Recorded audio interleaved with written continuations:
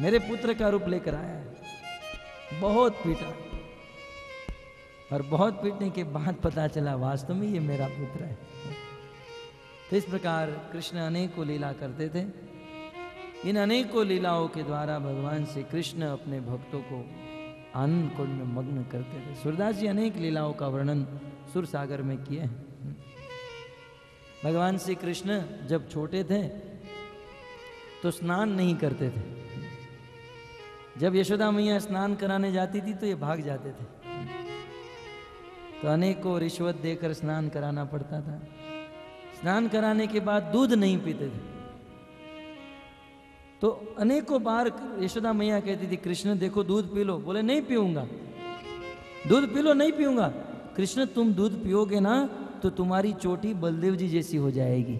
अच्छा, कृष्ण को चोटी बहुत पसंद थी। मेरी चोटी बलदेव जी जैसी हो जाएगी, भैया जैसी? बोले हाँ। तब तुरंत कृष्ण गड़गड़ करके सारा दूध पी जाते थे। 1 दिन, 2 दिन, 3 दिन हुआ, कृष्ण कांच के सामने खड़े हैं और देख रहे हैं यार ये चोटी बढ़ नहीं रही है। तब कृष्ण मैया के पास जाते हैं, कहते हैं मैया कब ही बढ़ेगी चोटी। बहुत सुंदर पद गाया है कि मैया मेरी चोटी कब बढ़ेगी। तो कहती थी ना कि दूध पीने से चोटी बढ़ जाएगी। मैं इतना दूध पी रहा हूं फिर भी चोटी नहीं बढ़ रही है। जा मैया, मैं आज से तेरे साथ बात नहीं करूंगा।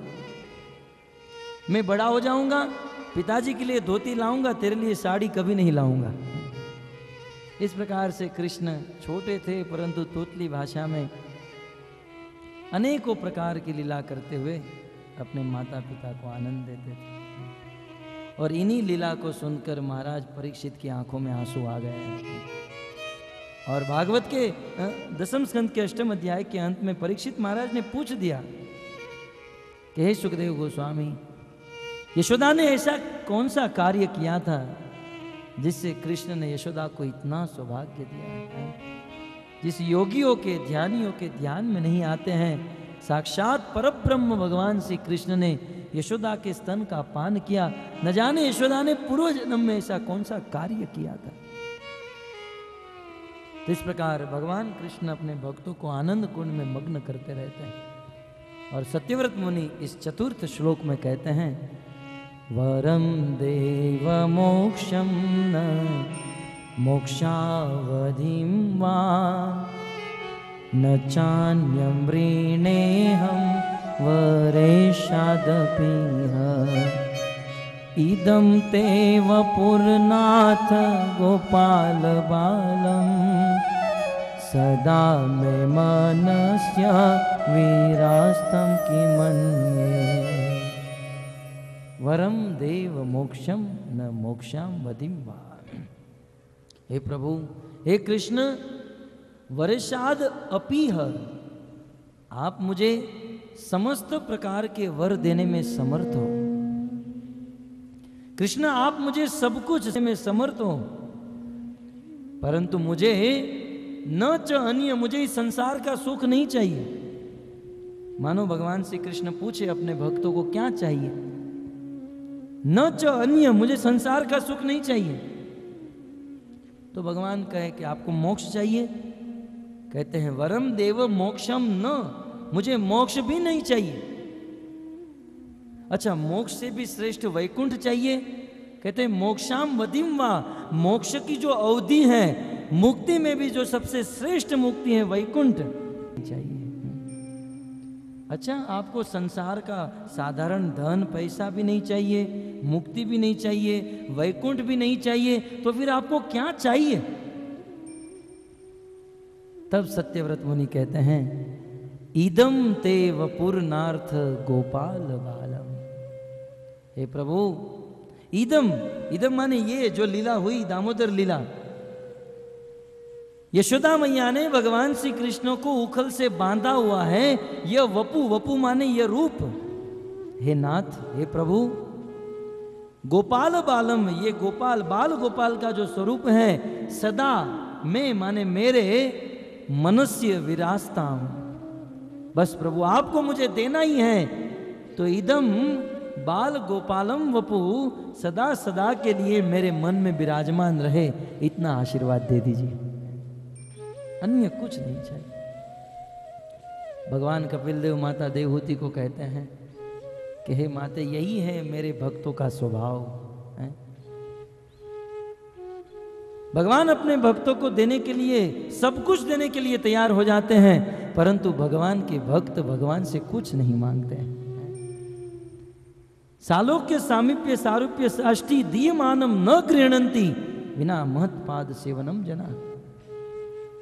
भगवान के भक्त मुक्ति को भी ठुकरा देते हैं, लात मार देते हैं, और भक्त निरंतर भगवान से यही प्रार्थना करता है, प्रभु आपको मुझे नरक में रखना हो तो भी चलेगा, परंतु उस नरक में रहकर भी आपके रूप का दर्शन होना चाहिए।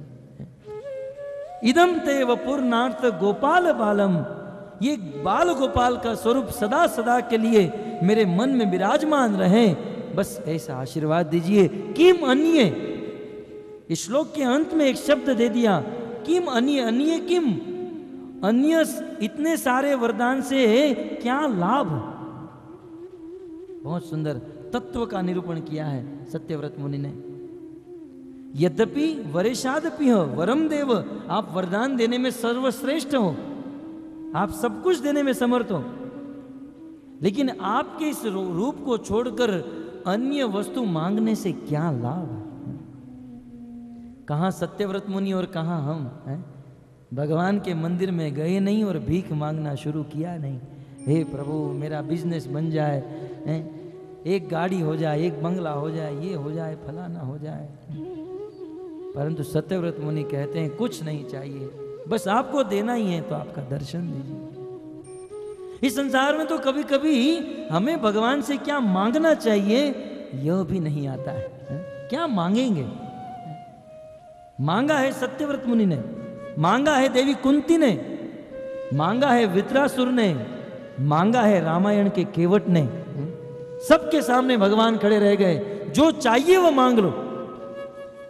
लेकिन देवी कुंती ने इतना ही कहा, प्रभु देना है तो दुख दीजिए। विपद संतु न शश्वत तत्र तत्र जगत गुरु बहुतो दर्शनम यस्यात् अपुनर्भवम दर्शनम। क्योंकि संसार में जिसके जीवन में दुख होता है ना, उसी के सामने आपका दर्शन होता है।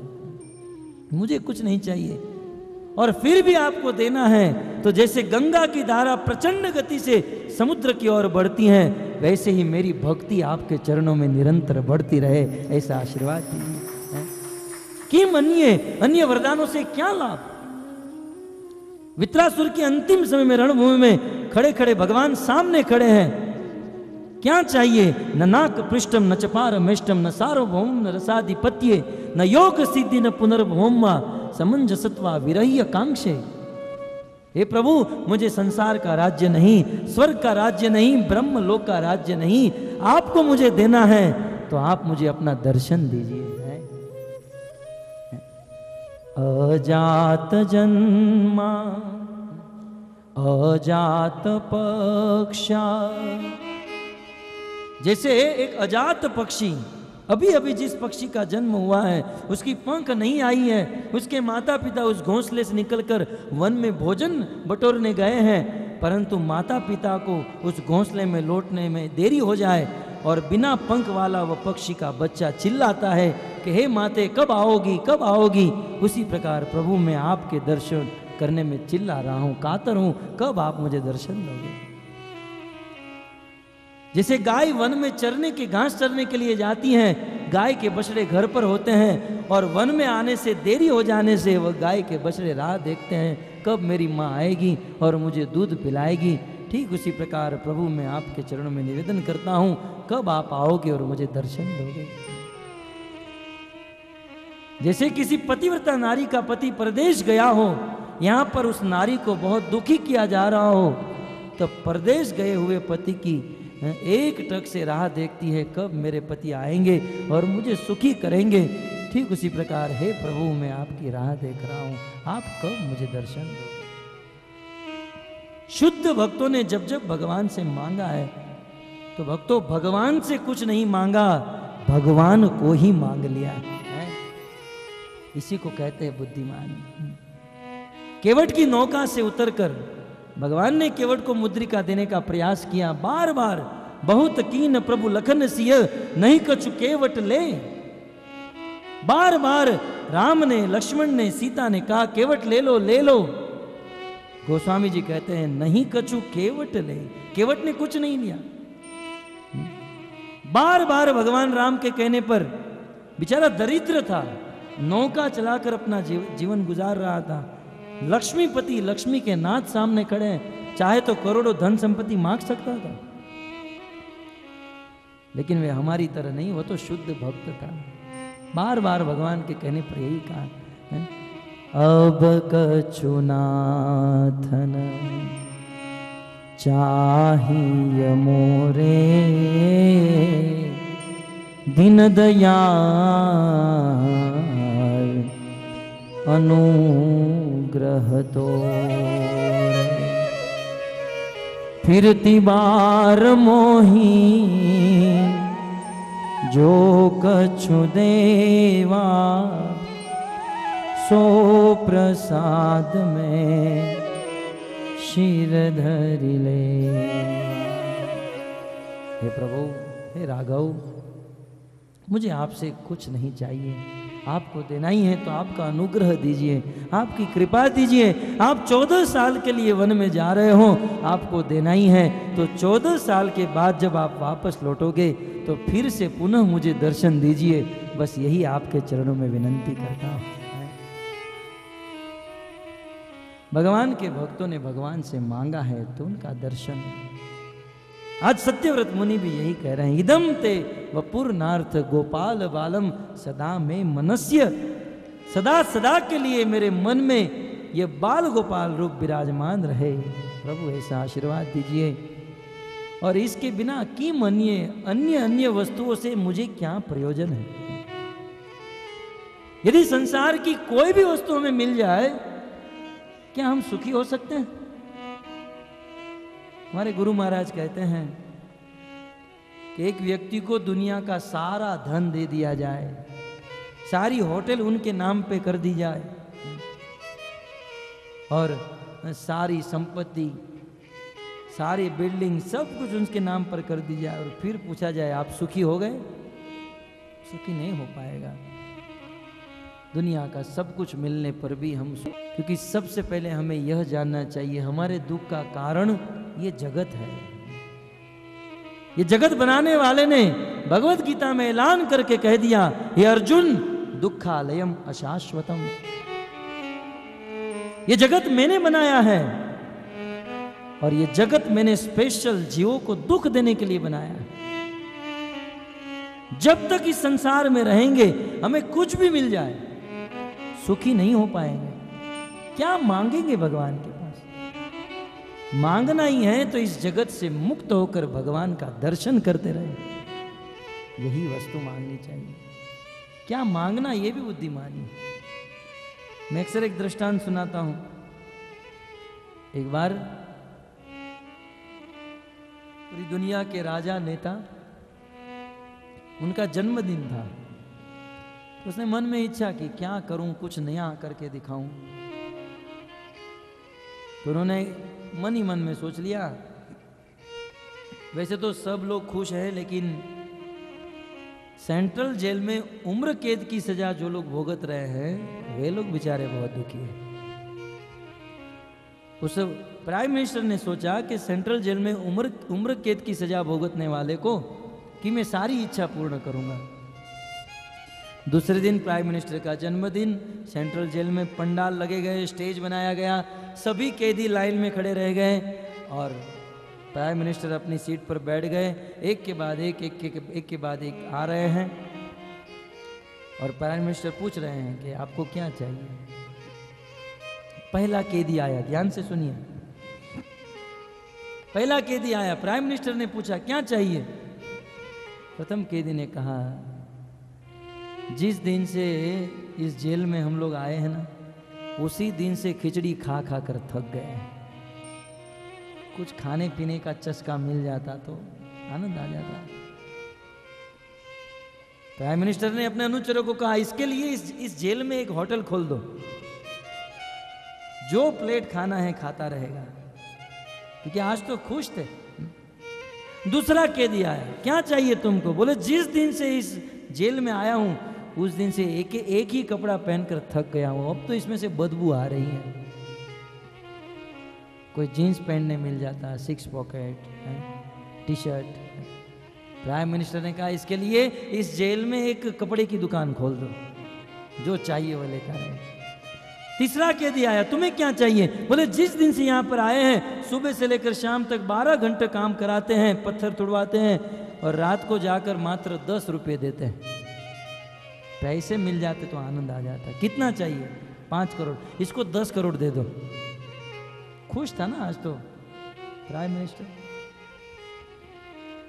चौथा कैदी आया, आपको क्या चाहिए? चौथे कैदी ने कहा जो मांगूंगा दे दोगे? बोले हाँ, इसलिए तो आया हूं।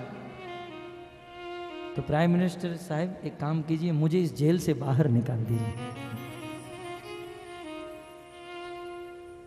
अब सच सच बताइए, ये 4 कैदी में से बुद्धिमान कौन था? भोजन मांगने वाला, कपड़ा मांगने वाला, पैसा मांगने वाला? चौथा भक्तों। ठीक उसी प्रकार जिस प्रकार से वह उम्र कैद की सजा भुगतने वाले जेल में फंसे थे, वैसे हम लोग इस पृथ्वी रूपी जेल में फंसे हुए हैं। और उस जेल में रहते हुए कितना भी कपड़ा मिल जाए, भोजन मिल जाए, पैसा मिल जाए, परंतु जब तक वह कैदी जेल में है, कितनी भी वस्तु मिल जाए वह सुखी नहीं हो सकता है। वैसे ही यह सृष्टि, यह पृथ्वी भगवान के द्वारा बनाई हुई एक जेल है, और भगवान के द्वारा बनाई हुई इस जेल में, इस पृथ्वी पे रहते हुए हमें कितनी भी गाड़ी, बंगला, पैसे मिल जाए, हम आत्यंतिक सुखी नहीं हो सकते हैं। यदि हमें सुखी होना है तो इस पृथ्वी को छोड़कर भगवान के पास जाकर भगवान का दर्शन करना चाहिए। अतः भगवान से मांगना भी ये बुद्धिमानी है। प्रभु देना है तो आपका दर्शन, आपका धाम दीजिए। तो इस प्रकार से सत्यव्रत मुनि इस चतुर्थ श्लोक में भगवान से उनके स्वरूप का नित्य दर्शन होता रहे यह मांग रहे हैं। अब 5वें श्लोक में भगवान के स्वरूप का वर्णन करते हैं। इदं ते मुखाम्बोजममतनीले वृतं कुन्तले स्निग्धरक्तशगोप्या। इदं ते मुखाम्बोजमत्यन्तनीले वृतं कुन्तले स्निग्धरक्तशगोप्या। इदं ते मुखाम्बोजमतनीले वृतं कुन्तले स्निग्धरक्तशगोप्या। इदं ते मुखाम्बोजमत्यन्तनीले वृतं कुन्तले स्निग्धरक्तशगोप्या। मुहुः शुम्बितं बिम्बरक्ताधरं मे। मुहुः शुम्बितं बिम्बरक्ताधरं मे। मुहुः शुम्बितं बिम्बरक्ताधरं मे। मुहुः शुम्बितं बिम्बरक्ताधरं मे। मनस्य विरास्तामालं लक्षलाभे। मनस्याविरास्तामलं लक्ष्यलाभे। मनस्य विरास्तामालं लक्षलाभे। मनस्याविरास्तामलं लक्ष्यलाभे। दामोदर अष्टक के इस 5वें श्लोक में सत्यव्रत मुनि कहते हैं, इदं ते मुखाम्बोज अत्यंत नीले। हे प्रभु, इदम, इदम माने ये, मानो भगवान उनके सामने ही खड़े हैं। प्रभु आपका ये जो बाल गोपाल स्वरूप, उखल के साथ आप जो बंधे हुए हो, और आपका मुख अत्यंत सुंदर, मुखाम्बुज अर्थात मुख अंबुज। भगवान श्री कृष्ण के मुख की उपमा कमल के साथ दे रहे हैं।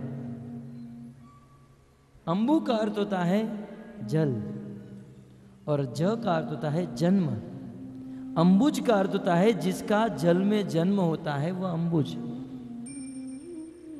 और जल में कमल का जन्म होता है। मुखाम्बुज माने जिसका मुख कमल के समान सुंदर है। कहते हैं प्रभु आपका मुख कमल के समान सुंदर है। भगवान का मुख ही नहीं, भगवान के प्रत्यंग, प्रत्येक अंग, सर्वांग कमल सदृश सुंदर है। चाहे हाथ हो तो कर कमल, चरण कमल, नेत्र कमल, मुख कमल। भगवान के समस्त अंगों की उपमा वेदों ने, शास्त्रों ने और आचार्यों ने कमल के साथ दी है। परंतु भक्तों, बुद्धि से विचार किया जाए तो भगवान श्री कृष्ण के प्रत्येक अंग कमल से भी करोड़ों करोड़ों गुना सुंदर है। माधुर्य कादिम्बनी नामक ग्रंथ में विश्वनाथ चक्रवर्ती ठाकुर ग्रंथ के अंत में दोनों हाथ जोड़कर रोते हुए भगवान से प्रार्थना करते हैं कि प्रभु, मैंने इस ग्रंथ में आपके समस्त अंगों की उपमा कमल के साथ दी, परंतु मेरा बहुत बड़ा अपराध हो गया। आपके अंग तो कमल से करोड़ों गुना सुंदर हैं, परंतु जगत के लोगों को समझाने के लिए इस जगत में कमल से अच्छी वस्तु मुझे कहीं दिखाई नहीं दी। अतः मैं लाचार होकर, परवश होकर आपके अंगों की उपमा कमल के साथ दिया हूं, मुझे आप क्षमा कीजिएगा, मेरे से बहुत बड़ा अपराध हो गया। भगवान कमल से भी कोटि गुना सुंदर है। मानो पूछा जाए भगवान श्री कृष्ण का मुख किस रंग का है, तब कहते हैं इदम ते मुखाम्बोज अत्यंत नीले। नीले, नील जानते हैं नील क्या है? नील अर्थात जो बूढ़े हो गए हो तो बहुत बार गाना गा चुके होंगे, नील गगन के तले।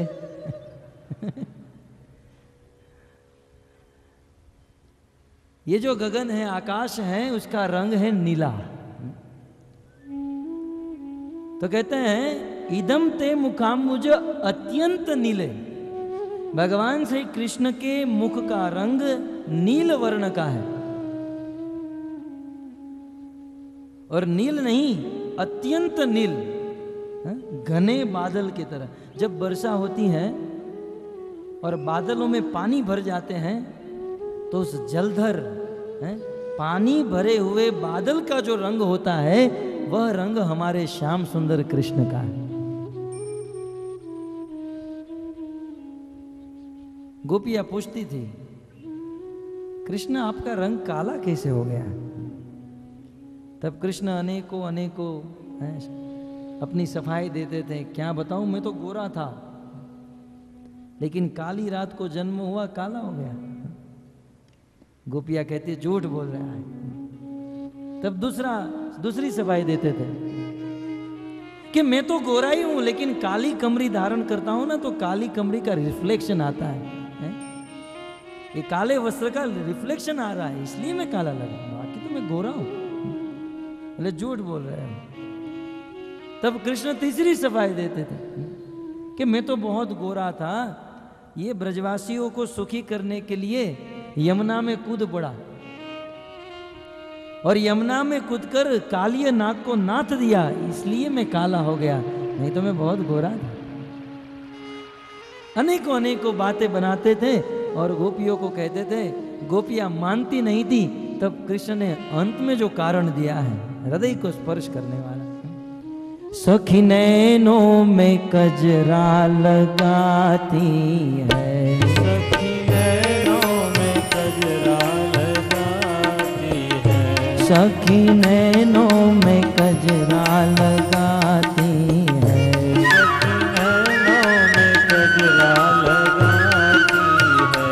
और नैनों में मुझको बसाती है, और नैनों में मुझको बसाती है, और नैनों में मुझको बसाती है, नैनों में मुझको बसाती है।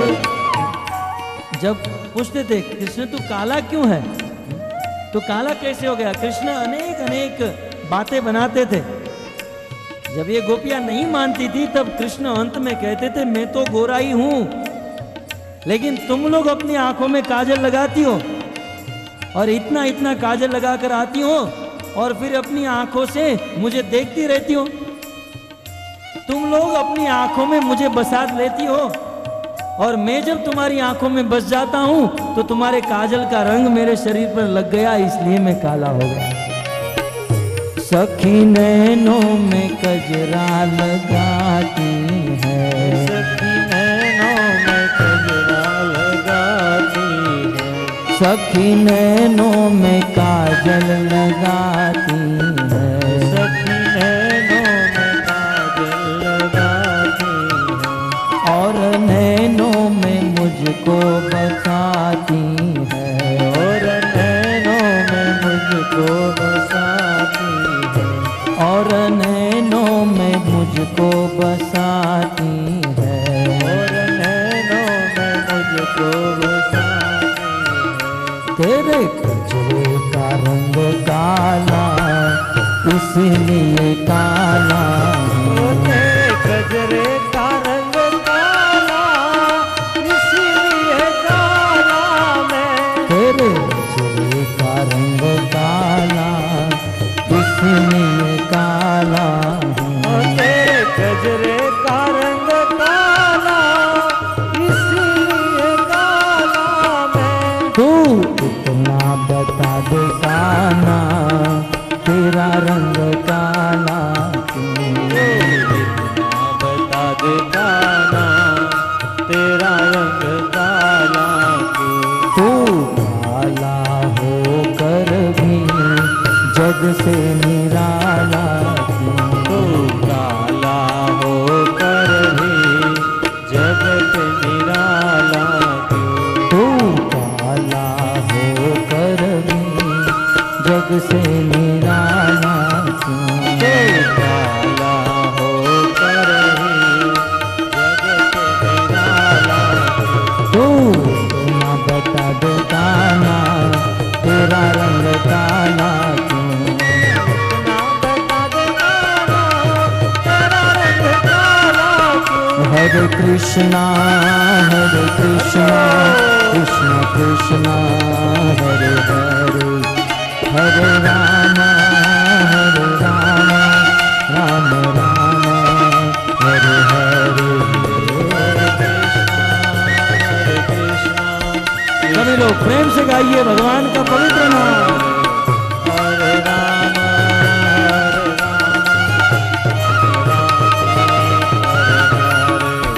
हरे कृष्णा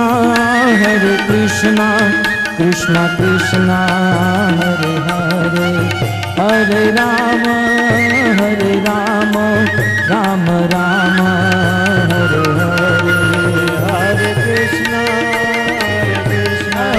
कृष्ण कृष्ण हरे हरे, हरे राम राम राम हरे हरे। हरे कृष्णा कृष्ण कृष्ण हरे हरे, हरे राम राम राम हरे हरे। हरे कृष्ण कृष्ण कृष्ण हरे हरे, हरे राम राम राम हरे हरे। हरे कृष्णा कृष्ण कृष्ण हरे हरे, हरे राम राम राम हरे हरे। हरे कृष्ण कृष्ण कृष्ण हरे हरे, हरे राम राम राम हरे हरे। इदन्ते मुखाम्भोज अत्यन्त नीले, वृत्तं कुन्तले स्निग्ध रक्तशगोप्या। इदं ते मुखाम्भोजो मत्यन्त नीले, वृतं कुन्तले स्निग्धरक्तशगोप्या। तो इस प्रकार भगवान श्री कृष्ण का अंग अत्यंत नीले घने बादल की तरह नील वर्ण का है। अतः भगवान श्री कृष्ण का एक नाम है नीलमणि, जो नीलमणि के समान सुंदर लगते हैं। आगे कहते हैं वृतम कुंतलेख स्निग्ध रक्तेश गोपिया। हे प्रभु, आपके मस्तक पर कुंतले, कुंतल का अर्थ होता है बाल, केश। हमारे भगवान बहुत रसिक हैं, कोई साधु सन्यासी या बाबा जी नहीं है कि मुंडन करके घूमते रहे। परम रसिक शेखर है। बाल भी रखते हैं तो बाल के विषय में एक लाइन कहनी पड़ी। भगवान श्री कृष्ण के बाल कैसे हैं? कहते हैं वृतम, वृतम माने घुंघराले, है ना? घुंघराले जानते हैं ना? कुछ लोग घुंघराले माने वो वेस्ट इंडीज वाले के बाल समझते हैं। मच्छर भी घुस जाए तो बेचारा हार्ट अटैक आ जाए, कैसे बाहर निकलो। हमारे बीच में है ना एक कोई किधर गया? बैठा है इधर, बाहर गया। भगवान श्री कृष्ण के घुंघराले बाल। इस संसार में तो कुछ लोग जानबूझकर घुंघराले करते। एक दिन मैं भी करने गया था। उस समय उस जमाने में 550 रुपये देकर पमिंग करवाया था, लेकिन नहीं हो पाया। परंतु भगवान के स्वाभाविक घुंघराले बाल है, स्वाभाविक। और घुंघराले माने वो कड़क बाल मत समझिएगा। जैसे मैंने कहा, कहते हैं वृतम कुंतलेख स्निग्ध, स्निग्ध माने सॉफ्ट, चिकने, सॉफ्ट बाल। आज माताएं शैम्पू लगाती हैं और शैम्पू लगाने के बाद कंडीशनर लगाती हैं और फिर जैसे बाल स्निग्ध हो जाते हैं वैसे। आज की भाषा में कहना पड़ता है समझाने के लिए। तो वृतम कुंतलेख स्निग्ध रक्तेश, और बाल का रंग कैसा है? रक्त, लाल वर्ण का। आज तो लोग कलर की फैशन चली है, लाल, पीला, हरा है। परंतु भगवान श्री कृष्ण के स्वाभाविक रक्त वर्ण के वृतम घुंघराले और स्निग्ध चिकने घुंघराले बाल, लंबे लंबे। रक्तेश्च गोपिया, और गोपिया, गोपी यशोदा के द्वारा मुहुः चुंबितम, जिस मुख को यशोदा मैया मुंह माने बार बार चुंबन करती थी। क्या भाग्य होगा यशोदा का, है? सुखदेव गोस्वामी के हृदय में लोभ उत्पन्न हो गया, धन्य है यशोदा। जिस मुख को यशोदा बार बार चुंबन करती थी। गोपियों को तो जलन होती थी कि हम लोग कृष्ण के पीछे रात दिन तपस्या करती है, मेहनत करती हैं, कृष्ण हमारे सामने देखते तक नहीं है, और ये बांसुरी 24 घंटा कृष्ण के होठ के ऊपर खड़ी रहती है। कृष्ण इस बांसुरी का चुंबन भी करते हैं, अपने अधरामृत का पान भी कराते हैं। ये सारी गोपियां बांसुरी के साथ ईर्ष्या करती थी, लेकिन बांसुरी कहती थी कि मैं ऐसे ही कृष्ण के अधर ओष्ठ पे धारण नहीं हुई हूं, इसके लिए तपस्या करनी पड़ती है। पहले तो वन में मुझे उगाई गई, ठंडी गर्मी वर्षा ये सब मैंने सहन किया, और फिर लकड़े काटने वाला आया और मेरे परिवार से मुझे अलग कर दिया। ये वृक्ष एक डाली को वृक्ष से काट दो तो वृक्ष ही उनका परिवार हुआ ना। गर्मी में तपाया गया, बारिश में नहलाया गया, ठंडी में ठंडी गर्मी वर्षा सहन की, और फिर मुझे कुटुंब से, मेरे परिवार से, माता पिता से मुझे अलग कर दिया। इतना ही नहीं, अलग करने के बाद मेरे शरीर पर 12 छिद्र किए गए, और फिर जाकर मुझे और इतनी तपस्या करने के बाद मैं श्याम सुंदर के होठों पर धारण हुई हूं। ऐसे ही धारण नहीं हूं, इसके लिए तपस्या करनी पड़ती है। कल कहा था सुखदेव गोस्वामी ने, दृष्ट्वा परिश्रमम कृष्ण कृपयासित सुबंधने। भगवान को प्राप्त करने के लिए परिश्रम करना होगा। आज यशोदा मैया मुहुः चुंबितम, भगवान श्री कृष्ण के मुख को बार बार चुम रही है बिंब रखता धर्म में। और भगवान श्री कृष्ण के अधर्म, अधर्म माने होठ, रक्त लाल वर्ण के, रक्त वर्ण के, लाल में भी बहुत सारे शेड होते हैं ना। माताएं जब साड़ी खरीदने जाती हैं तो लाल रंग में भी कितने सारे शेड होते हैं। कौन से शेड के एग्जैक्टली, मान लो भक्तों के मन में जिज्ञासा हो कि भगवान के अधर ओष्ठ लाल वर्ण के थे तो शेड कौन सा था, क्योंकि लाल में भी मरून इत्यादि अलग होते हैं। तब सत्यव्रत मुनि कहते हैं बिंब, बिंब फल के तरह भगवान श्री कृष्ण का लाल कलर था, कृष्ण के ओठ का। अब जिसने बिंब फल देखा ही नहीं वे क्या अनुमान कर सकता है। तो सबसे पहले तो हमें बिंब फल देखना पड़ेगा। तो बिंब फल के समान भगवान श्री कृष्ण के अधर ओष्ठ रक्त वर्ण के थे।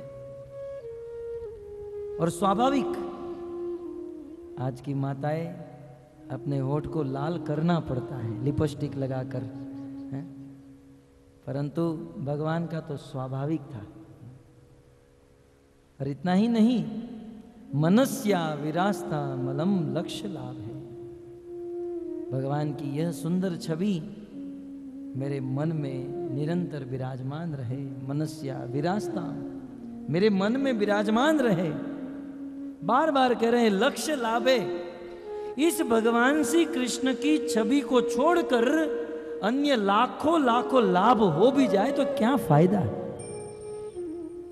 और हमको कहा जाए कि ये कथा छोड़कर आप जाओगे ना तो आपको 1 करोड़ रुपए मिलेंगे, तुरंत छोड़कर चले जाएंगे। लेकिन सत्यव्रत मुनि क्या कहते हैं, अन्य लाखों लाभ से क्या फायदा, श्याम सुंदर की यह छवि यदि देखने मिल जाए। भागवत के 11 स्कंद में लिखा है कि भगवान के शुद्ध भक्त को इस संसार की सारी संपत्ति दी जाए और कहा जाए कि आप एक घड़ी के लिए भगवान के स्मरण का तांता तोड़ दीजिए। जिसका मन निरंतर भगवान में लगा हुआ है उस शुद्ध भक्त को कहा जाए कि संसार की सारी संपत्ति रख लीजिए और एक घड़ी के लिए भगवान को भूल जाइए, परंतु उस समय वह शुद्ध भक्त पूरी दुनिया की संपत्ति को ठुकरा देगा, परंतु भगवान की लीला स्मरण का तांता नहीं तोड़ेगा। यह है शुद्ध भक्त की महिमा है। और हमें यदि कहा जाए कि आपको 1 मिनट के लिए, 1 घड़ी के लिए भगवान को भूलना है, संसार की संपत्ति नहीं 1 लाख रुपया मिलेगा, हम कहेंगे 1 मिनट नहीं 1 घंटा भूलने के लिए तैयार है, यदि 1 लाख रुपया देते हो तो। ये हमारी स्थिति है। और हम चाहते हैं कि भगवान हमको मिले, नहीं। भगवान को प्राप्त करने के लिए जिस प्रकार से सत्यव्रत मुनि की स्थिति है उस स्थिति पर हमें पहुंचना होगा। संसार की सारी संपत्ति जब लोष्टवत मिट्टी के ढेर लगने लगेगी तब जाकर भगवान मिलेंगे। इस प्रकार सत्यव्रत मुनि भगवान को मना रहे हैं और मनाते हुए अब अनेकों संबोधन देते हुए भगवान को पुकार रहे हैं। नमो देव दामोदरानंत विष्णु प्रसीद प्रभो दुख जलाब्धिमग्नम्। नमो देव दामोदर अनंत विष्णु प्रसीद प्रभो दुख जलाब्धिमग्नम्। नमो देव दामोदरानंत विष्णु प्रसीद प्रभो दुख जलाब्धिमग्नम्।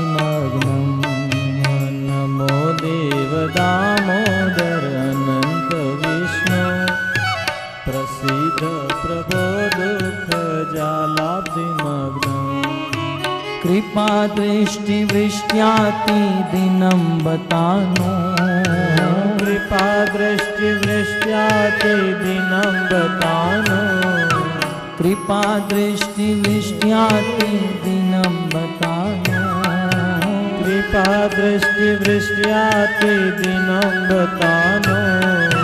गृह गृहाणश मामज्ञ मे दक्षिण दृश्य गृहाणेश माम्यज्ञ मे दक्षि दृश्य गृहाणश मामज्ञ मे दक्षि दृश्य गृहाणेश मामज्ञ मे दक्षि दृश्य नमो देव दामोदरानंत विष्णु। नमो देव, हे देव, हे दिव्याति दिव्य स्वरूप, हे दामोदर, जिनके उदर के ऊपर रस्सी लगी है, ऐसे हे दामोदर भगवान, मैं आपको नमस्कार कर रहा हूं। भगवान के अनेकों नाम लेकर प्रणाम कर रहे हैं। नमो देव, हे दिव्य स्वरूप वाले, आपको नमस्कार। हे दामोदर, आपको प्रणाम कर रहा हूं। हे अनंत, आपके गुण का कोई अंत नहीं, आपके लीला का कोई अंत नहीं, आपके रूप का, आपकी कथा का कोई अंत नहीं है। ऐसे अनंत भगवान के चरणों में मैं नमस्कार करता हूं। भक्तों, इस एक एक शब्द के ऊपर घंटों भर बोला जा सकता है। कुछ भक्तों ने मुझे कहा भी था कि प्रभु अब आगे के अध्याय में मत जाइए, अब जो 3 दिन बचे हैं उस 3 दिन में बस इसी दामोदर अष्टक को विस्तार से सुनाइए। और हम समर्थ भी थे, परंतु हमने सोचा कि कुछ नए भक्त आए हैं, फिर कहेंगे कि बस एक ही लीला, हम इतने दूर आए हैं और एक ही लीला हमें श्रवण कराई। इसलिए हम अगले अध्याय की ओर प्रयाण करेंगे, इसलिए इसे संक्षिप्त में कह रहे हैं। नहीं तो इस दामोदर अष्टकम के ऊपर एक पूरी 7 दिन की भागवत कथा हो सकती है, फिर भी पूरी व्याख्या नहीं कर सकते हैं। ये इतने दिव्य श्लोक हैं, इतने दिव्य स्तोत्र हैं। हे अनंत, आपको प्रणाम। हे विष्णु, सर्वव्याप्त इति विष्णु, जो एक साथ एक समय सभी जगह पर व्याप्त रह सकते हैं, उसे विष्णु कहा जाता है। प्रसीद, आप मेरे ऊपर प्रसन्न हो। हे प्रभु, दुख जलाब्धि मग्नम, इस दुख रूपी संसार सागर में मैं मग्न हो चुका हूं। ये संसार एक समुद्र के समान है। जैसे समुद्र में मात्र जल भरा हुआ है, वैसे ही संसार में मात्र दुख भरा हुआ है। इस संसार को दुखों का सागर कहा गया है। दुखों का सागर। हे प्रभु, दुख जलाब्धि मग्नम, इस दुख रूपी जलाशय में, दुख रूपी समुद्र में मैं मग्न होकर पड़ा हूं। कृपा दृष्टि वृष्टिया अति दीनम, मैं अति दीन हूं और संसार सागर में फंसा हुआ जीव हूं। आप मेरे पर कृपा करें और कृपा की वृष्टि करें। अपनी कृपा के द्वारा इस दुखालय संसार से मुझे बाहर निकाले। हे प्रभु, इस श्लोक में एक शब्द है, दामोदर अष्टक गाने वाले को इसे ध्यान में रखना चाहिए। कृपा दृष्टि वृष्टियाति दिनम बनाता हूं आपके सामने, है ना। इसमें अंतिम है बतानु और अंतिम लाइन में है गृहाणेश। ये बतानु और गृहाणेश शब्द एक साथ है ना। मैं भी चक्कर में पड़ गया, ये कैसे, इसका अर्थ कैसे हो सकता है, लेकिन इसकी संधि विच्छेद कैसे है। बत, ये अलग शब्द है, और अनुग्रह ये अलग शब्द है ना। पहले बतानु गृहाणेश को जोड़ दीजिए और फिर से इसे अलग कीजिए। बत माने ओह, एक हृदय दुख की भावना निकल रही है। और फिर अनुग्रह, अनुग्रह माने कृपा। और फिर है अण, एक्स्ट्रा लगाया गया है। फिर है ईश, ईश माने हे स्वामी, हे भगवान। तो बत, अनुग्रह, ईश, मामज्ञ, मेधक्षी दृश्य। हे प्रभु, हे ईश्वर, मेरे ऊपर अनुग्रह कीजिए। मानो भगवान कहे क्या अनुग्रह चाहते हो, तो कहते एक ही अनुग्रह कीजिए, मामज्ञ मेधक्षी दृश्य। आप मेरे सामने, मेरे आंखों के सामने दृश्यमान हो जाइए, मेरे आंखों के सामने प्रकट हो जाइए। मानो भगवान पूछे कि मेरा प्रकट होना अनेकों प्रकार से है। मैं किस प्रकार से आपके सामने प्रकट हो जाऊं। तब सत्यव्रत मुनि के हृदय से निकल गया, जैसे आप कुबेर के पुत्र के सामने प्रकट हो गए थे। कुबेरात्मजो बद्ध मृत्युवयद्वत् त्वयामुचितो भक्ति भाजो कृतो च। कुबेरात्मजो बद्ध मृत्युवयद्वत् त्वयामुचितो भक्ति भाजो कृतो च। कुबेरात्मजो बद्ध मृत्युवयद्वत् त्वयामुचितो भक्ति भाजो कृतो च। कुबेरात्मजो बद्ध मृत्युवयद्वत् त्वयामुचितो भक्ति भाजो कृतो च। तथा प्रेम भक्तिं स्वकाम्य प्रयच्छ। तथा प्रेम भक्ति स्वकाम्य प्रयच्छ। तथा प्रेम भक्तिं स्वकाम्य प्रयच्छ। तथा प्रेम भक्ति स्वकाम्य प्रयच्छ। न मोक्ष ग्रहो मेस्ति दामोदरे है।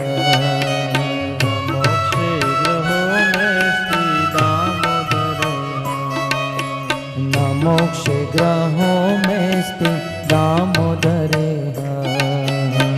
मोक्ष ग्रहो में स्थित दामोदरे। कुबेरात्मजो बद्ध मृत्युवयद्वत्।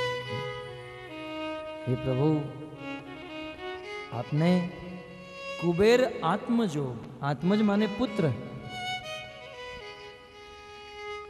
आत्मा का अर्थ परमात्मा का अंश भी होता है और कहीं कहीं आत्मा का अर्थ शरीर भी होता है।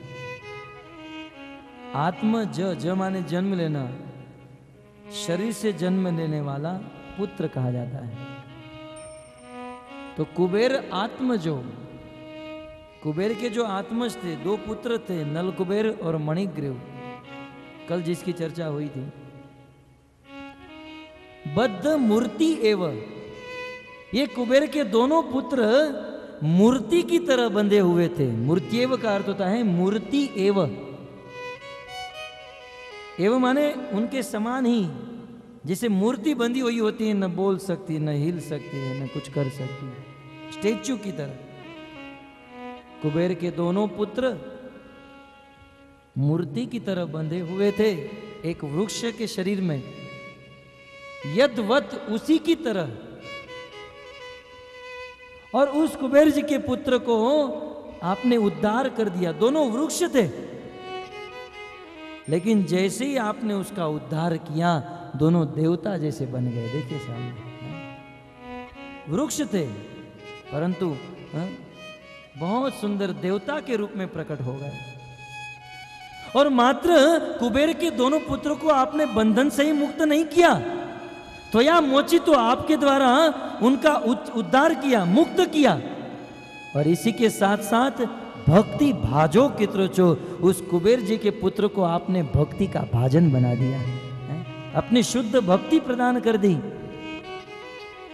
भागवत में तो नहीं, परंतु गोपाल चंपू में श्री जीव गोस्वामी लिखते हैं कि यही दोनों पुत्र, यही नल कुबेर और मणिग्रीव, जब भगवान ने इनका उद्धार कर दिया, तब ये दोनों भगवान के धाम में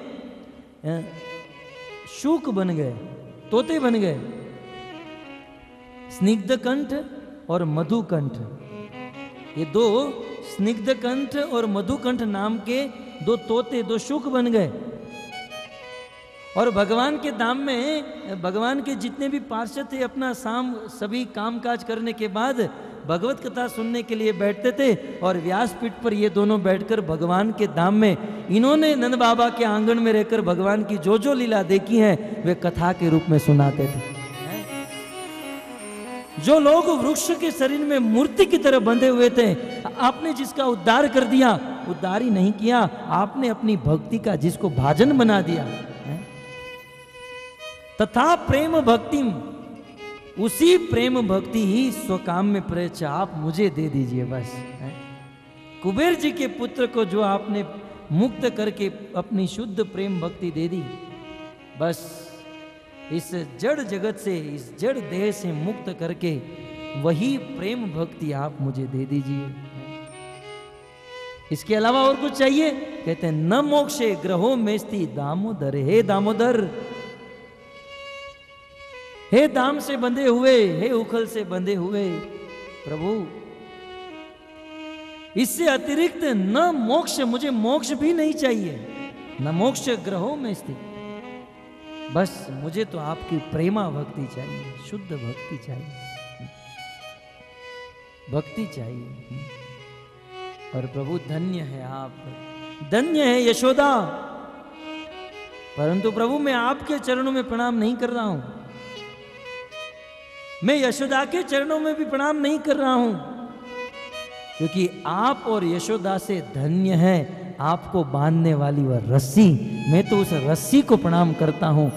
नमस्ते स्तु दामने स्फुरदीप्ति दामने, नमस्ते स्तु दामने स्फुरदीप्ति दामने, त्वदीयोदरायाथ विश्वस्य दाम्ने, त्वदीयोदरायाथ विश्वस्य धाम्ने।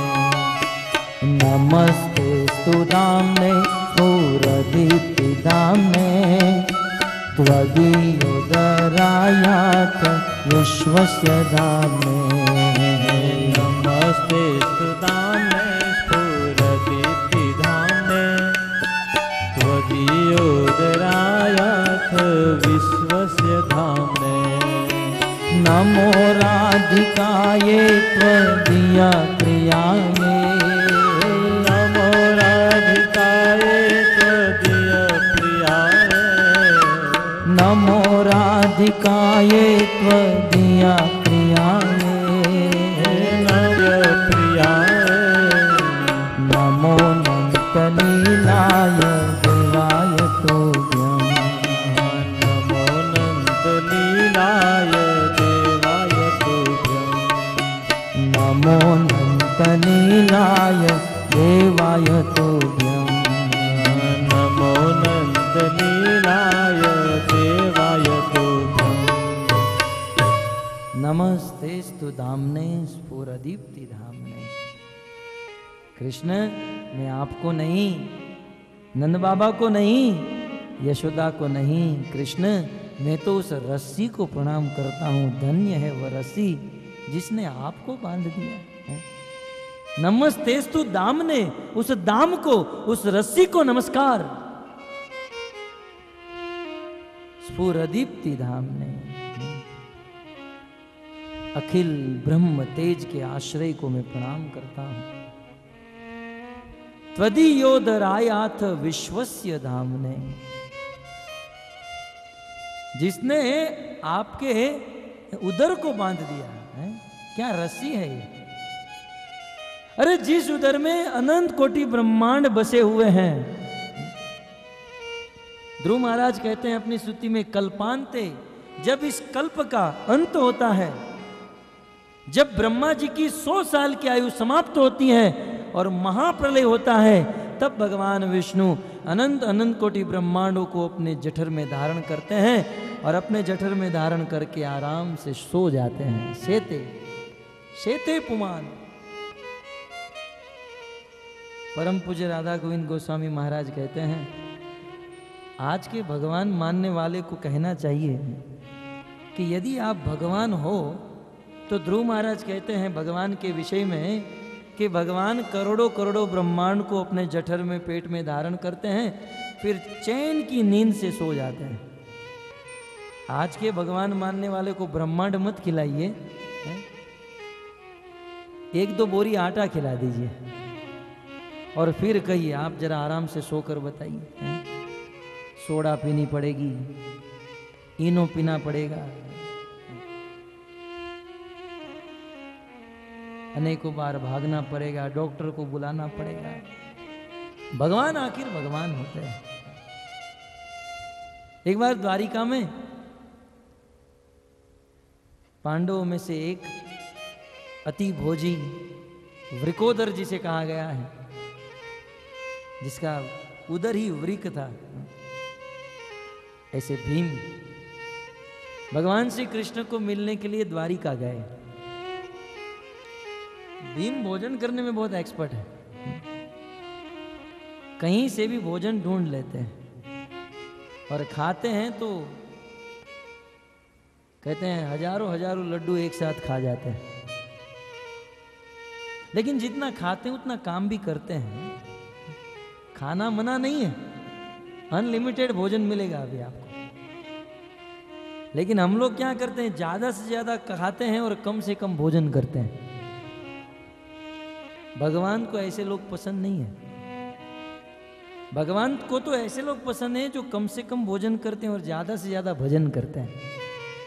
अरे भगवान की बात छोड़ दीजिए, हमारी बात ले लीजिए। मान लो कोई कार खरीदने हम जा रहे हैं या मोटरसाइकिल खरीदने जा रहे हैं, तो सबसे पहले क्या देखेंगे, यार 72 रुपीस लीटर पेट्रोल का भाव हो गया है, तो और बढ़ गया होगा ना, 73 74 हो गया होगा। 70-75 रुपया पेट्रोल का भाव है। जो कम पेट्रोल खाए और ज्यादा माइलेज दे, ऐसी कार हम लोग खरीदते हैं, है ना। ज्यादा एवरेज दे, कम पेट्रोल खाकर ज्यादा चले, ऐसी कार खरीदते हैं। भगवान भी ऊपर बैठे बैठे देखते हैं, जो कम भोजन खाता है और ज्यादा भजन करता है, ऐसे को भगवान ऊपर ले लेते हैं, ये मेरे धाम में चलेगा। परंतु फिर भी भीम आदि चरित्रों के द्वारा यह जानने मिलता है, भोजन करो कोई तकलीफ नहीं, लेकिन उतना काम भी होना चाहिए। लाक्षागृह में जब आग लगी तब भीम अपने चारों भाइयों को कंधे पर बिठाकर और अपनी माता को हाथ में लेकर अनेकों सैकड़ों किलोमीटर दौड़ गया। कितना दौड़ा जानते हैं? ये लाक्षागृह कहां पर था? लगभग हस्तिनापुर के आजू बाजू में है, वहीं पर होगा ना। कहाँ? यहीं पास में ही है। हस्तिनापुर 30 किलोमीटर है। प्रभु जी वहां पर है। कहां पर है? हाँ।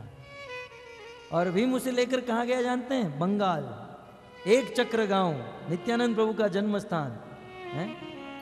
मतलब वही उसी इतने किलोमीटर भीम अपने चारों भाई और माता को उठाकर लेकर चला गया। जितना खाते थे उतना काम भी करते थे।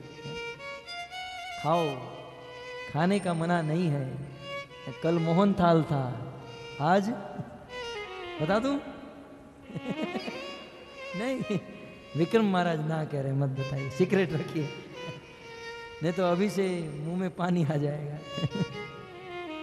आज गर्मा गर्म भजिया है, कल पनीर टिक्का था ना। सीक्रेट बात बता दूं, कल कुछ लोगों को पनीर टिक्का बहुत अच्छा लगा, तो भगवान प्रभु को कहा आज भी पनीर टिक्का बनाओ, तो आज भी बनाया है। लेकिन भगवान प्रभु की जो सेवा करेगा उसे ही मिलेगा, लिमिटेड में है। खैर, मैं ये कह रहा, भीम की बात आई इसलिए खाने की बात आ गई। स्वाभाविक है, ये भीम कृष्ण को मिलने के लिए द्वारिका गए थे और द्वारिका के द्वारपाल ने भीम को रोक दिया। बोले कहाँ जाना है? कृष्ण से मिलना है। द्वारपाल ने कहा कि आप यहाँ पर खड़े रहो, हम कृष्ण को कहकर आते हैं। उसी समय भगवान श्री कृष्ण भोजन कर रहे थे और द्वारपाल ने आकर कहा, प्रभु आपको मिलने के लिए भीम आए हैं। भीम और कृष्ण आपस में बहुत मजाक किया करते थे, दोनों का साख्य भाव था। तो कृष्ण ने उस द्वारपाल को कहा कि मैं भोजन कर रहा हूं, भीम को कह दो कृष्ण कुछ काम में सोए हुए हैं, जब मैं भोजन कर लूंगा बाद में भेजना, क्योंकि भोजन करते समय वो पेटू आ जाएगा तो मेरा भोजन अधूरा रह जाएगा। इतना बोलना था, भीम उस द्वारपाल के पीछे पीछे ही चलकर आ रहे थे, क्योंकि द्वारपाल जब निकला तो सोचा मुझे किसको पूछने की जरूरत है। द्वारपाल के पीछे पीछे भीम चल रहे थे, कृष्ण का यह बोलना और भीम का सुनना। भीम ने सुन लिया, भीम तुरंत कृष्ण के पास आए। कृष्ण तुम मुझे पेटू कह रहे हो? मुझे पेटू कह रहे हो? मैं कितना खाता हूं? 500 लड्डू खा जाता हूं, 1000 खा जाता हूं, कभी कभी मूड हो जाए तो 5000 लड्डू खा जाता हूं। मैं तो केवल 5000 लड्डू खाता हूं, आप तो करोड़ों करोड़ों ब्रह्मांड को अपने पेट में धारण कर लेते हो। कृष्ण, आपसे बड़ा पेटू इस संसार में कौन है? करते हैं ऐसे अनंत लीला करने वाले देवता को मैं नमस्कार करता हूं। वास्तव में भगवान श्री कृष्ण ने जो जो लीला की ना, श्रीमती राधा रानी की कृपा से। कृष्ण ने गिरिराज गोवर्धन 7 दिन 7 रात तक अपनी कानी उंगली पर धारण करके रखा। तब कुछ सखाओं को, गोपों को ऐसा हुआ कि बेचारा 3-4 दिन से ये खड़ा है, हमारा काना, हमारा लाला 5 साल का ही था, न खाया है न पिया है। सखाओं ने कहा, कृष्ण कन्हैया, हम लोग हमारी लठिया टिका कर रखते हैं, तुम जरा भोजन कर लो, थोड़ा आराम कर लो, 3-4 दिन से खड़े हो। तो सभी सखाओं ने, गोप सखाओं ने अपनी लठिया टिका कर रखी और कृष्ण ने कहा छोड़ दो। बोले छोड़ दो, बिंदास। भगवान श्री कृष्ण धीरे धीरे धीरे करके उस अपनी उंगली को लेने लगे। वो सारा वजन लठिया के ऊपर ये गया गया गया गया गया, गया। कृष्ण ने तुरंत उठा लिया। उठाकर कृष्ण हंसने लगे। तो सखा लोग कहने लगे, सारे हंस क्यों रहा है? ये जो तूने गोवर्धन उठाए, तूने तेरे बल से नहीं उठाया, ये तो गोकुल के लोगों के माखन को चुरा चुरा कर तू खाया है। ये चोरी के माल की शक्ति है, ये तेरी शक्ति नहीं है। कछु माखन को बल बधो, ये जो तूने गिरिराज गोवर्धन धारण किया है ना, कछु माखन को बल बधो, कछु गोपन करी सहाय। कुछ ये माखन का बल है जो चोरी करके खाया है, और कुछ हम गोपों का बल लगा है। और माखन और हम लोग क्या करते, यदि राधा रानी की कृपा न होती ना, तो तू पर्वत क्या है, एक मिट्टी का कण भी नहीं उठा सकता है। कछु माखन को बल बधो, कछु गोपन करी सहाय। श्रीमती राधा रानी की, श्रीमती राधा रानी की कृपा से तूने गोवर्धन लियो उठाए। ये तो राधा की कृपा थी, इसलिए तूने गोवर्धन उठाया। इसलिए सत्यव्रत जी गाते हैं, नमो राधिकाये त्वदीय प्रियाये, नमो राधिकाये त्वदीय प्रियाये, नमो राधिकाये त्वदीय प्रियाये, नमो राधिकाये त्वदीय प्रियाये, नमो राधिकाये त्वदीय प्रियाये, नमो राधिकाये त्वदीय प्रियाये, नमो राधिकाये त्वदीय प्रियाये, नमो राधिकाये त्वदीय प्रियाये, नमो राधिकाये त्वदीय प्रियाये, नमो राधिकाये त्वदीय प्रियाये, नमो नंतलीलाय देवाय तुभ्यं, नमो नंतलीलाय देवाय तुभ्यं, नमो नंतलीलाय देवाय तुभ्यं, नमो नंतलीलाय देवाय तुभ्यं। राधा ढूंढ रही किसने मेरा श्याम देखा, राधा ढूंढ रही किसी ने मेरा श्याम देखा, राधा ढूंढ रही है, आपने मेरे श्याम को देखा कि नहीं? तो श्याम बैठे बैठे नहीं मिलेगा, खड़े होकर ढूंढना पड़ेगा। राधा ढूंढ रही किसी ने मेरा श्याम देखा, राधा ढूंढ रही किसी ने मेरा श्याम देखा। सभी भक्त नाचते हुए गाते हुए भगवान कृष्ण को ढूंढिए। राधा ढूंढ रही किसी ने मेरा श्याम देखा, राधा ढूंढ रही ओ राधे, राधा तेरा श्याम हमने वृंदावन में देखा, तेरा श्याम हमने वृंदावन में देखा, राधा तेरा श्याम हमने वृंदावन में देखा, राधा तेरा श्याम हमने वृंदावन में देखा। गैया चराते हुए ओ राधा तेरा श्याम देखा, गैया चराते हुए हो राधा तेरा श्याम देखा, गैया चराते हुए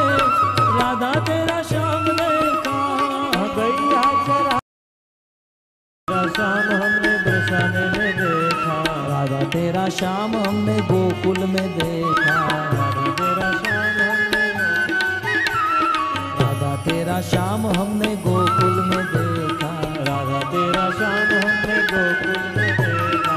माखन चराते हुए किसी ने मेरा श्याम देखा, माखन चुराते हुए ओ राधा तेरा श्याम देखा, माखन चुराते हुए ओ राधा तेरा श्याम देखा, माखन चुराते हुए ओ राधा तेरा श्याम देखा। ओ राधा ढूंढ रही किसी ने मेरा श्याम देखा, राधा ढूंढ रही किसी ने मेरा श्याम देखा, राधा ढूंढ रही किसी ने मेरा श्याम देखा।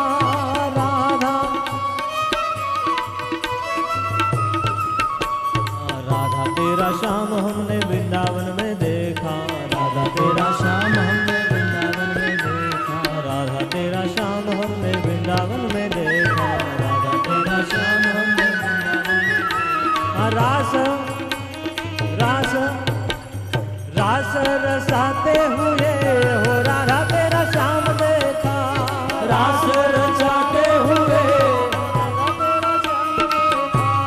राधा ढूंढ रही किसी ने मेरा श्याम देखा, राधा ढूंढ रही,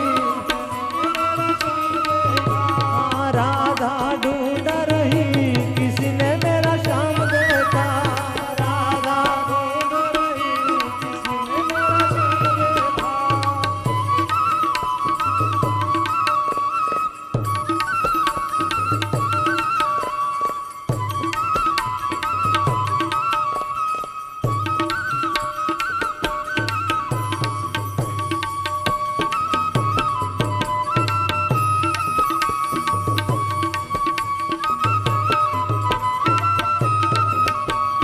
राधा तेरा श्याम हमने गोवर्धन में देखा, राधा तेरा श्याम हमने गोवर्धन में देखा, राधा तेरा श्याम हमने गोवर्धन में देखा, राधा तेरा श्याम हमने गोवर्धन में देखा।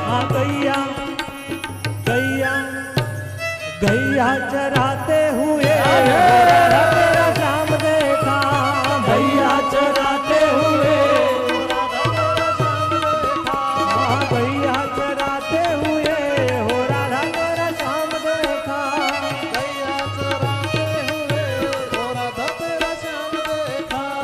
राधा ढूंढ रही किसी ने मेरा श्याम देखा, राधा ढूंढ रही किसी ने मेरा श्याम देखा। राधा तेरा श्याम हमने बंसी बट पे देखा, राधा तेरा श्याम हमने बंसी बट पे देखा, राधा तेरा श्याम हमने बंसी बट में देखा, राधा तेरा बंसी बंसी बंसी बजाते हुए हो राधा तेरा श्याम देखा, बंसी बजाते हुए राधा तेरा श्याम देखा, बंसी बजाते हुए हो राधा तेरा श्याम देखा, बंसी बजाते हुए हो राधा तेरा श्याम देखा। राधा तेरा श्याम हमने बरसाने में देखा, राधा तेरा श्याम हमने बरसाने में देखा, राधा तेरा श्याम हमने बरसाने में देखा, राधा तेरा श्याम हमने बरसाने में देखा। राधे राधे राधे राधे जपते हुए हो राधे देखा, राधे राधे जपते हुए राधा तेरा श्याम देखा, राधा ढूंढ रही किसी ने मेरा श्याम देखा, राधा ढूंढ रही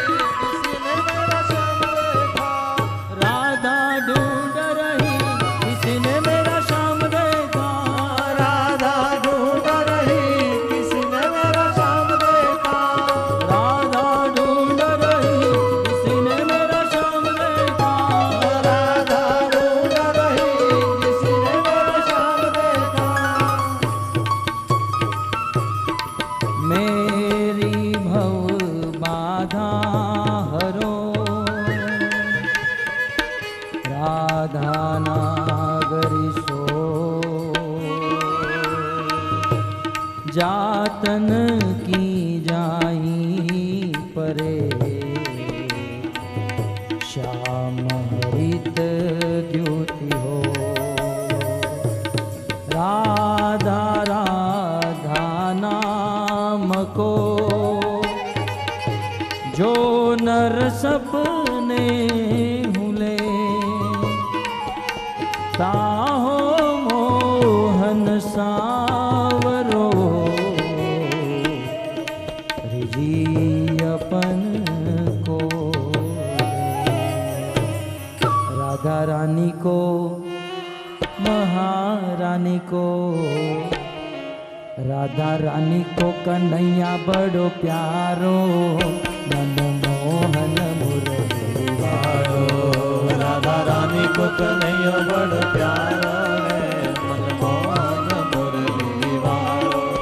राधा रानी को कन्हैया बड़ो प्यारो, मनमोहन मुरली वारो। राधा रानी को कन्हैया बड़ प्यारो, मनमोहन मुरली वारो। घर घर माखन जाय चुरावे, घर घर माखन जाय चुरावे, घर घर माखन जाय चुरावे। घर घर माखन जाय चुरावे। माखन खाय दही फैलावे, माखन खाय दही फैलावे।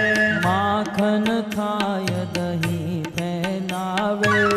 माखन खाय दही फैलावे। माखन चोरी होते, माखन चोरी होते, माखन चोरी होते लागे बड़ो प्यारे, मनमोहन मुरली वारो। माखन चोरी होते लागे बड़ प्यारो, मनमोहन मुरली वारो। राधा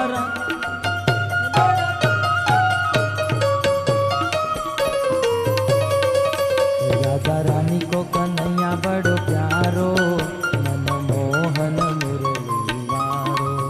राधा रानी को कन्हैया बड़ प्यारो, मनमोहन मुरली वारो।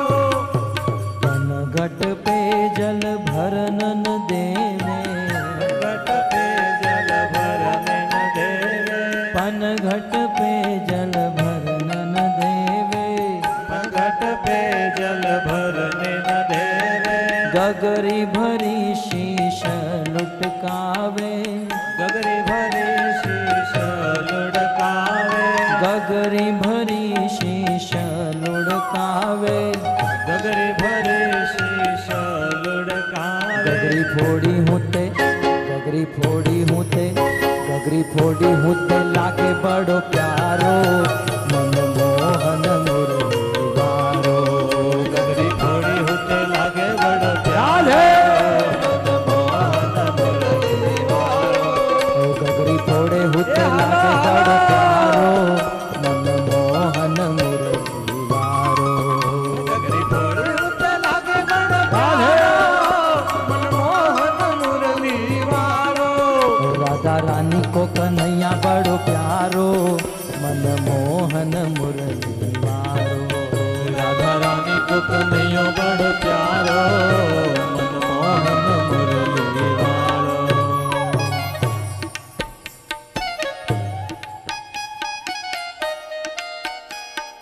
गली साकरी घेरे नितही, गली साकरी घेरे नितही। गली साकरी घेरे नितही। गली साकरी घेरे नितही।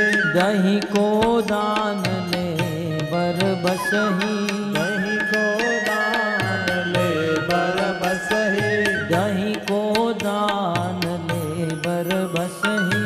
दही को दान ले बर बसही। लुटे मक्की हूँ पे, लुटे मक्की हूँ पे, लुटे मक्की हूँ पे लागे बड़ो प्यारो, मनमोहन मुरली वारो। लुटे मक्की हूँ पे लागे बड़ प्यारो, मनमोहन मुरली वारो। लुटे मक्की हूँ पे लागे बड़ो प्यारो, मनमोहन मुरली वारो। लुटे मक्की हूँ पे लागे बड़ प्यारो, मनमोहन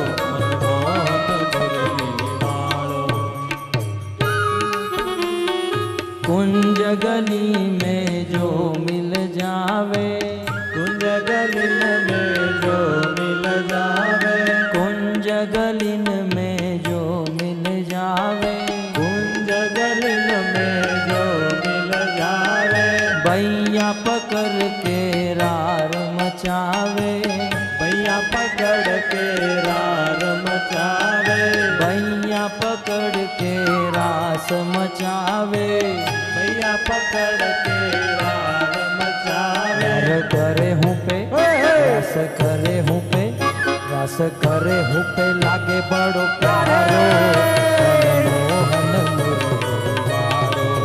रार करे हूँ पे लागे बड़ो प्यारो, मनमोहन मुरलीवारो।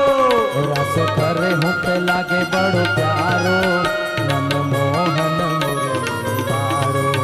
रार करे हूँ पे लागे बड़ो प्यारो, मनमोहन मुरलीवारो। राधा रानी को कन्हैया बड़ो प्यारो, मनमोहन मुरलीवारो।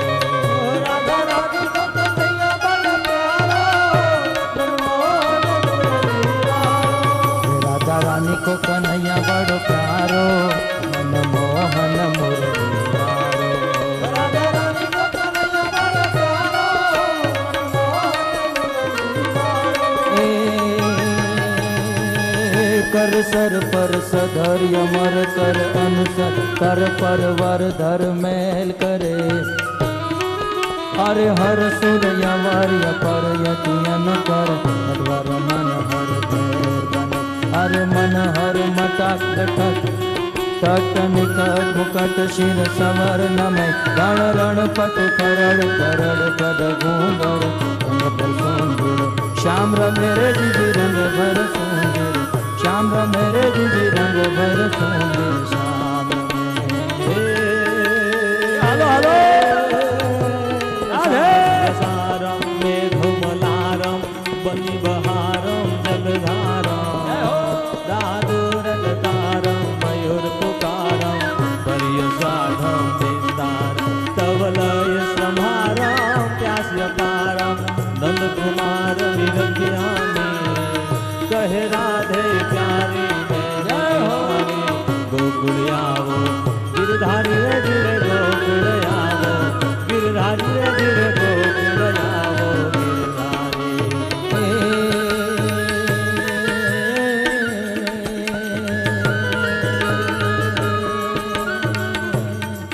तव दमक दादुर दव दमकत बहकत मोर लाल गिरा,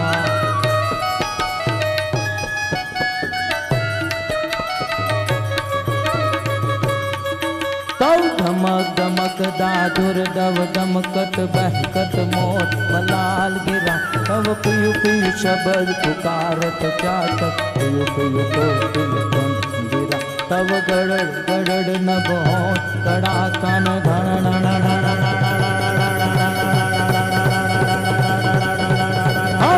घण गिरिवर शिखर बजे, गण रण पट फरड़ फरड़ पद घूंगर, रंग भर सोंदर श्याम मेरे जी रंग भर सोंदर, श्याम मेरे जी रंग भर सोंदर, श्याम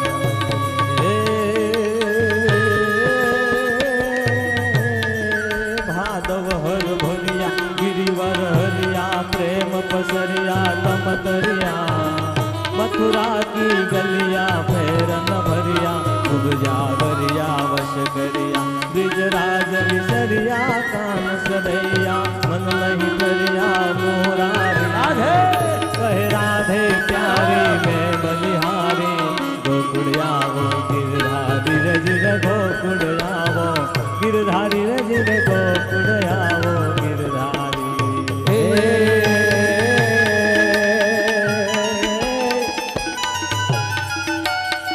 ब्रिज की सब बाला रूप रसाला,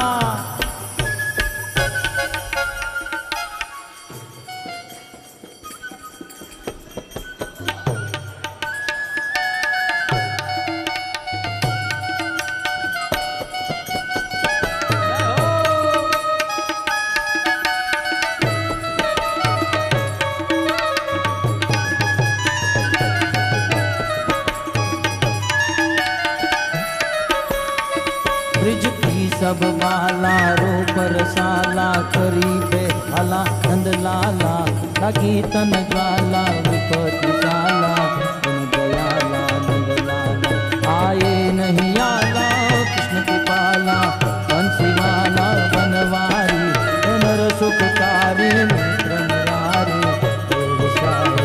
गिरधारी रे गिरधारी विसारी गिरधारी रे गिरधारी विसारी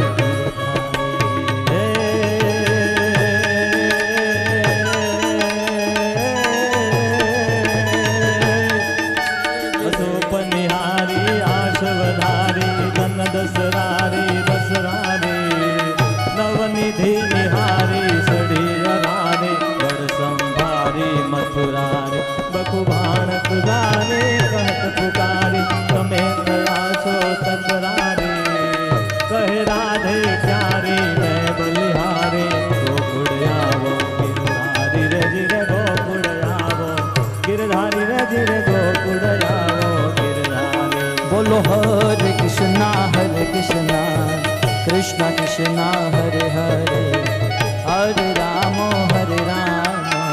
राम राम हरे हरे हरे कृष्णा कृष्णा कृष्णा कृष्णा हरे हरे हरे राम